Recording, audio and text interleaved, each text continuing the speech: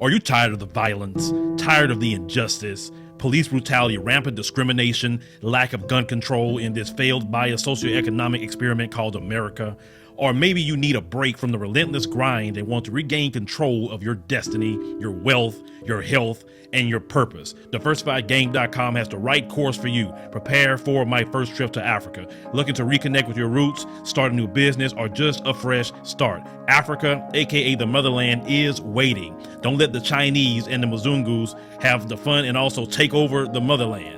From Cairo to Mombasa, from Dakar to Cape Town, Africa has something for everyone, from business opportunities to the most amazing people, safety, leisure, and landscapes. The opportunities abound. It is time for the diaspora to reconnect with their roots. Time to reconnect with the birthplace of humanity. Africa is the last frontier. Get your head in the game and reclaim your legacy. The writing is on the wall. Babylon is falling. Give up the stress, grind, and violence inflicted on our people on this continent and prepare for a journey of restoration enjoyed by connecting with the land of your ancestors. Check out our new course and kick off your adventure at DiversifiedGame.com.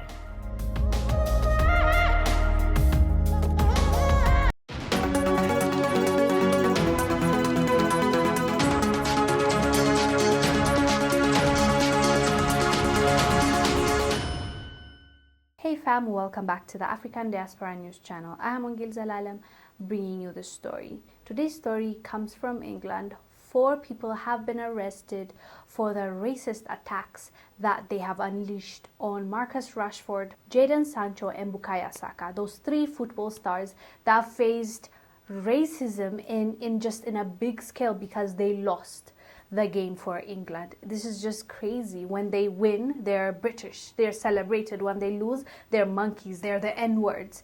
This is just, let me just remind you what happened to them because I reported on it. We'll come back and discuss. They're upset for England, who was hosting the final. And now there's another shadow hanging over this because the 3 English players who missed the penalty shots have been targeted by a torrent of racist abuse. Redmond Shannon joins us now from London with that and really overall the mood going on there. But let's begin with that, Redmond. What is the mood in England this morning? Good morning, Anthony. Yeah, well, obviously one of the main elements of the mood here is disappointment. There was such excitement in England ahead of this final, England's first final in a major men's tournament in 55 years. Hopes were so high, but it wasn't to be. Italy came out on top, as you say.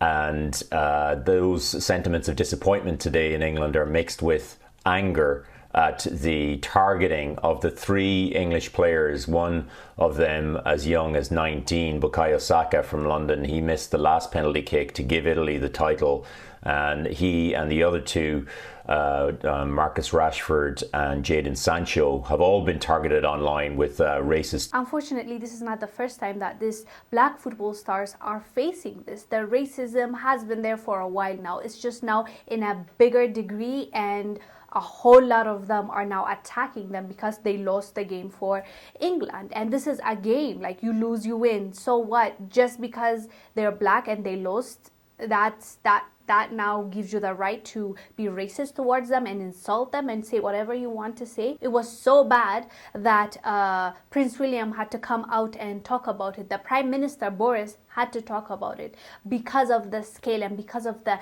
amount of hate they were receiving. So it's really unfortunate that this young man, and they're really young, you guys, like I think Sancho is only 19 years old. The one that missed the last one. Either it's Sancho or Jason. I don't follow football, but I know it's the younger one that missed the final goal. So this tells you that you can be a respected, talented entertainer, football star, politician, anything, and you're representing them. As long as you are black, you are going to be called out of your name. And these are young men, you guys. Like, that's what gets to me more, because they're internalizing this. These are 19, early 20s kids. So for them, it will stick. For them, that's all they will remember. Like, even imagine the anxiety it will give a young man like a 19-year-old. Obviously, he's extremely good. That's why he's in that team. But you lose. How come when the white players lose, you don't call them names? How come that's not the case? How come the first thing you go to is to call them the N-word and tell them that they're not British anyways? How come that's the go-to? Instead of talking about their skills maybe, instead of being upset that they missed it, you take it out on who they are.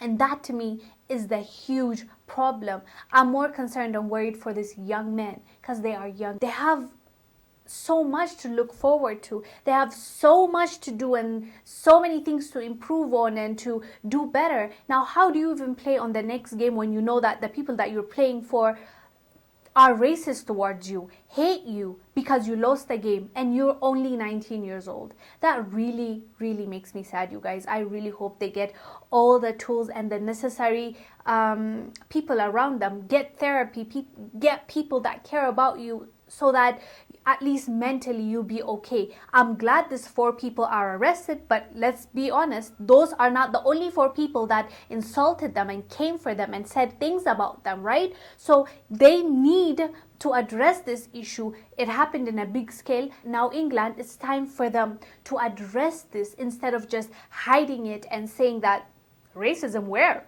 Meghan Markle where? When did we mistreat her? There's nothing wrong, she's just ungrateful. Instead of saying that, address the issue and try to fix it as a nation. Those are my thoughts. Anyways, guys, let us know down below what your thoughts are about this 4 people being arrested and what this young man faced, basically. I am Wongel Zelalem bringing you the story. I'll see you on the next one. Bye. If you are over the age of 35, stop everything you're doing right now. After a lifetime of eating fatty foods, you may run the risks of a stroke or heart attack due to plaque buildup in your veins and arteries. To learn how you can reduce your risks, visit youthfountainlab.com or call 1-800-853-7856 today. This may be a life-changing call for you or someone you love. Thank you, and we hope to hear from you. Thank you for watching. Make sure to subscribe to our YouTube channel and download the African Diaspora News Channel app, now available on Google Play and the Apple App Store.